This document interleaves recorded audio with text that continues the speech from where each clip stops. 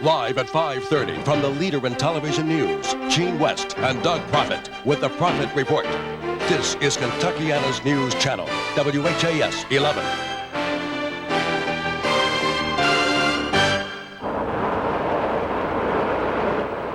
Day 2 of Kentuckiana's worst winter storm turns the 16 inches of snow into an icy mess. Pat, are you willing to go to Bob Baptist East? And local hospitals depend on four-wheel driving volunteers to rescue nurses, doctors, and patients. And good evening, everyone. Right here at 5:30, I'm Doug Proffitt. I'm Melissa Swan. Gene West has this evening off. And shelters across the region are going to see another night of use as people wait to get their lives back to normal. You know, Melissa, the busiest shelters are actually not here in Louisville, but down south of here in Bullitt County, where people from all over the U.S., hundreds of them are stranded and waiting it out. Our Jim Turner takes us there tonight. It looks like a typical day at Bullitt Central High School. It's 11:30 and everyone's crowding into the cafeteria. It's lunchtime. For the students? No, for the refugees of the storm of '94. They still wonder what hit them. We were really shocked because we were watching cable vision of the weather, and they said it was heavy flurries, and that was it. Heavy flurries. Heavy flurries. 16 inches of heavy flurries, enough to shut down even Interstate 65 in Bullitt County. As many as 500 people bunked down at the Red Cross shelter. Did you have a cot? Or were you on the floor? No, on the floor. On the floor. But you did sleep. Yeah. Kind of restless, though, you know, everybody's impatient, walking around and everything. May I have your attention, please? What do you do when you're stranded? You eat, you sleep, or you wait in line for the pay telephone. Why all the calls? Look at the collection of license plates. Texas, Michigan, Wisconsin, New York, Ohio, Tennessee. The list goes on. Everyone inside is thankful for the shelter. They were thankful last night, and they'll be thankful tonight when it's time to go to bed, but it isn't home, and many of the people here are afraid they might be stuck here until Thursday or even Friday. And life here, according to Carol Hopp, is busy. Lots of people coming in all night long, but at least it was warm and a place to be. beats sleeping in your car, right? I very much beat sleeping in your car. We were safe and we were off the road. That was important. And hey, there's time to mix and mingle. Just browse and see what's going on in Louisville. Jim Turner, Kentuckiana's News Channel, WHAS 11. Well, about a quarter of the people at the shelter down in Bullitt County are local. The storm knocked out power to their homes. Everyone else is from other states or other cities in parts of Kentucky. The shelter at Bullitt Central High School is going to stay open as long as it is necessary. And of course, the snow isn't the only problem that we're dealing with tonight. We're also trying to survive some bitter cold temperatures. Of course, it's bad in Bullitt County as well. Our Chuck Taylor has been talking to our storm team trackers in Bullitt County. Chuck, what are they telling us?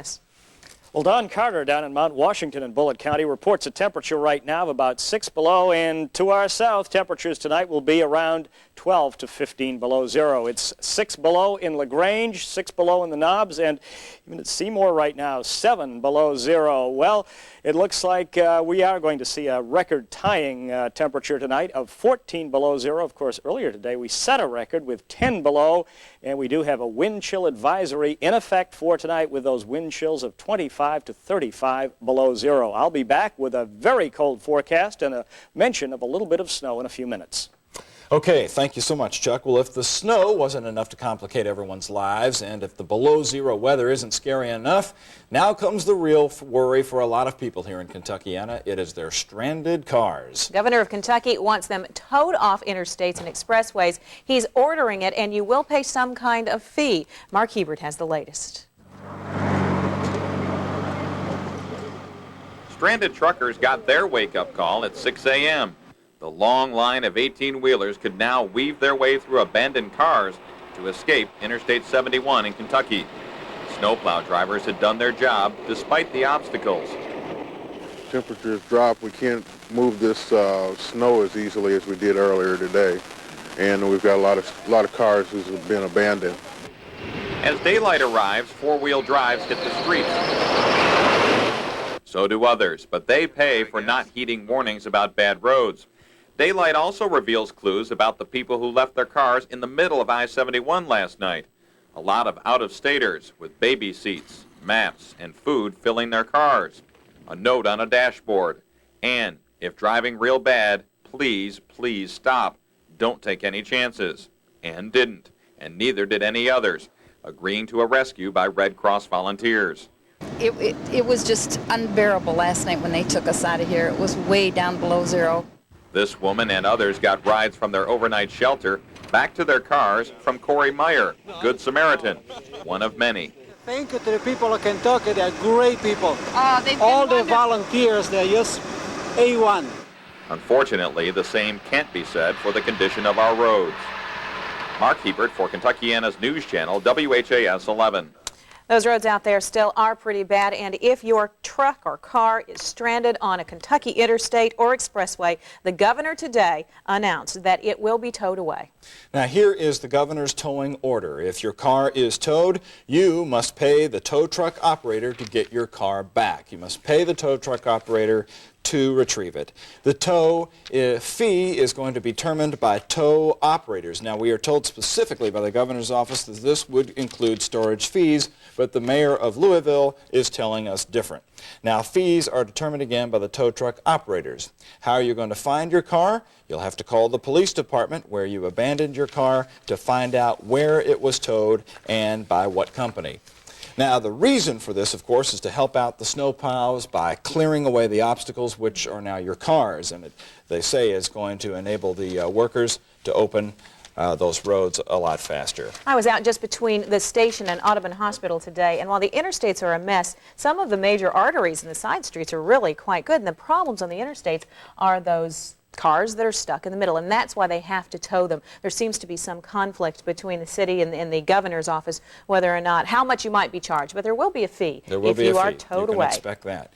And from our phones to the power, it seems the telephone service was just as bad today if you tried to call anywhere in Kentuckiana. There was improvement, though, in the number of homes that got electricity turned back on. That was a relief for a lot of people, but 8,000 people are still without their lights tonight. So for the latest on the troubles from the phone company to LG&E, here's Donna Lacey. The Eckerleys, Pat and Bud, Doris and John, neighbors, have been living together ever since Doris and John's power went out yesterday morning. I've really enjoyed being home with Doris and John these 2 days, and we've had fun. Other company that's come in on us, and we've just had a lot of fun. Around 3:30 today, Doris and John got their lights back, and they are grateful. They have to be commended because the weather and the cold has been much, to be desired. LG&E has dozens of work crews out on the roads. People like Terry Cambron, who at one time worked 30 hours straight. Just hang on as long as best you can, and we'll be there when we get there. They're working on it, and everybody's working as hard as they can. As cold as it is, you can't do a whole lot. The phone company also has work crews out on the roads, but it's not down to phone lines that's giving them the biggest problems. AT&T collect call your name. Their biggest problem is tied up phone lines. Too many idle people talking too much. May we suggest a game of dominoes to pass the time? Something that brings people together. The Eckerleys would have it no other way. Donna Lacey, Kentuckiana's News Channel, WHAS 11. And we have a progress report for you this evening. We have been tracking the progress of a group of Stewart Middle School students. They were on a field trip in Forsyth, Georgia. They have been trying to get home for a couple of days. For anyone connected to those students, we are now told that they have made it to Bowling Green. They are safe and sound, but they're stuck now in Bowling Green, and they're still headed in the right direction. But Bowling Green, it looks like tonight for the Stewart Middle School students. Quite a field trip adventure. Coming up next, the latest storm team forecast from Chuck Taylor. We are going to get warmer weather. We're going to have to wait for it just a few more days. Stay with us. We'll tell you all about it. The news on Kentuckiana's News Channel, WHAS 11, is sponsored by Kentucky Farm Bureau Insurance. All-around coverage, all around Kentucky. 11 Storm Team. Meteorologist Chuck Taylor, Ken Schultz, and Ashley Chisholm. The WHAS 11 Storm Team. You tired of all this snow yet? Well, I'll tell you, if this had come over Christmas, we'd all been praying for snow. I know it. But now I think it has worn out its welcome. I would say absolutely, and of course what everybody is talking about now is the cold weather. We set a record here in Louisville this morning with 10 below zero, but many other cities set records. Look at this. In Lexington, it got down to 7 below zero. Our neighbors to the north at Indianapolis set a record with 17 below zero. In the Covington, Cincinnati area, it went down to 14 below zero, and in Paducah, they're to a record with 6 below zero. Well, most areas stayed below zero all day long, and these are current temperatures in the area, and you can see it is still bitterly cold. Starting in the north, 11 below at South Bend, 11 below at Indianapolis, 9 below at Bedford. Lexington is still below zero, 6 below there, 1 below at Bowling Green, and at Paducah, their temperature is 5 below zero. Well, we're still well below zero. During the afternoon, we didn't crack zero. It is now 6 below. Our humidity is 58%. We have a west wind at 16 miles an hour. That gives us a wind chill right now of 41 below zero. Incredible. Look how high the barometer is with a big Arctic high-pressure system moving into the Ohio Valley right now. That barometer, 30.56, and still going up. Well, our high temperature occurred right at midnight, a relatively balmy 3 above. We did set that record after sunrise this morning, 10 below zero. We've seen a trace of snowfall here in the past 24 hours. Our weather is being controlled by this tremendous Arctic high-pressure system that started out right over the North Pole and is controlling our weather now. That high will move out during the day tomorrow. Then a little low-pressure system without much moisture will move in. That means a little bit of snow here by tomorrow afternoon. For tonight, a record-tying 14 below zero under partly cloudy skies. Tomorrow, look for a little bit of light snow in the afternoon with a high of 8 above. Tomorrow night, a little bit of light snow, an overnight low of 2 above. It looks like accumulations will definitely be on the light side with this. Those snow flurries will end on Thursday with a high of 18. Our warming trend starts on Friday, 30, up to 38 on Saturday, into the 40s by Sunday, and as I've been saying, probably into the 50s next week. Ice already forming on the Ohio River. I know it. It's going to be a tourist attraction soon. People will go down there and look at it. Down by the riverside. Another busy place is the Snow Command Center in downtown Louisville. Today they determined also there which roads will get priority plowing over the next few days. Keeping track of developments on day 2 of our emergency is the News Channel's Lisa Chiava. She is live there at the Command Center. And Lisa, I guess the biggest debate tonight is this towing from the interstates. What's happening with that now? Well, you pointed out correctly that there was a conflict between the governor and the mayor. It seemed the governor spoke in a statement, and the mayor and the county judge wanted to find out what the situation really was in Jefferson County. So some people got some misinformation based on what the governor said to them early today. People were calling, flooding the phone lines based on what they heard the governor saying. And the mayor and county judge wanted to clear up how people misinterpreted it, and were calling here to find out what was going on with the towing situation. Jefferson County is going to be handling towing a little bit differently than the rest of the state. Jefferson County hopes, in most cases, not to have people have to pay for towing and for storage of their vehicles. In most cases, they think they can move the cars without having to pay for tows. However, if they do have to move the cars off a ramp or off a street to a side street or a safe spot, there might be a charge. But the mayor's hoping that won't be the case in the majority of cases, different from what the governor is saying. Melissa, Doug? That's right, Lisa. We called the governor's office to get specifics earlier today, and they gave us this rundown that there were going to be towing fees involved. It would be up to the tow operators, and they mentioned storage fees. Now, do you think that the two leaders you talked with are confident that nobody's going to be charged for anything? Up to the tow operators, isn't it, Lisa? Well, they're saying in most cases, they're hoping that the car won't have to be moved so far away from where it started that there would have to be a storage fee. They're hoping they can accomplish clearing the roadways and moving these cars without moving the cars all that far from where they started, so that you won't show up and your car be nowhere around and think, oh, I've got to find my car in some lot somewhere. So in the majority of cases, they're trying not to do that. And the mayor and county judge realize that it's an inconvenience for people. Melissa, Doug? And what we have to keep in mind here is the governor's talking about a state emergency, and these folks are talking about a Jefferson County emergency, and there may truly be differences in how things are carried out. Jefferson County is a special case, and they're going to be handling it that way, Melissa. All right. Thank you very much, Lisa Chiava. Something we're all wondering about because of that. Okay, we also need to let you know that Jefferson County Public Schools, they have called off school for tomorrow. Most of the schools in our area have done so. As we said a bit earlier, the University of Kentucky is going to try to open its doors in Lexington tomorrow, but most of our schools, public, private, all the schools will be closed tomorrow for the third day. And we'll be back right after this. Few things that the snow can't stop. Women still give birth. People still need medical care. And during this emergency, we have seen an incredible outpouring of goodness from all the hospitals. As Ann Jewell reports, transporting hospital staff to work is a round-the-clock operation. He's already got as many people as he can pick up. Are you familiar with Hospitals do operations all the time, but not ones like this. No scalpels here. Pat, are you willing to go to Baptist East? Operation Snow requires telephones and transportation. I've got a driver. I got drivers. Just give me locations. We'll get them going. Obviously, there's no way to fully prepare for a tragedy or a disaster of this type, but we do have a disaster plan that we have used in the past. And it works. Hospital staff are divided into zip codes. And as we go out to get people, then we'll take people home if they've been here since Sunday. Mary Jane Hoban is an anesthesiologist. Thanks to Operation Snow, she's headed home for now. Hopefully, I'll be able to get back here tomorrow. You got a pretty good system going here. Yeah, they've really worked hard to get people in and take care of all of us. You doing what? Getting ready to take a nap? Take a nap.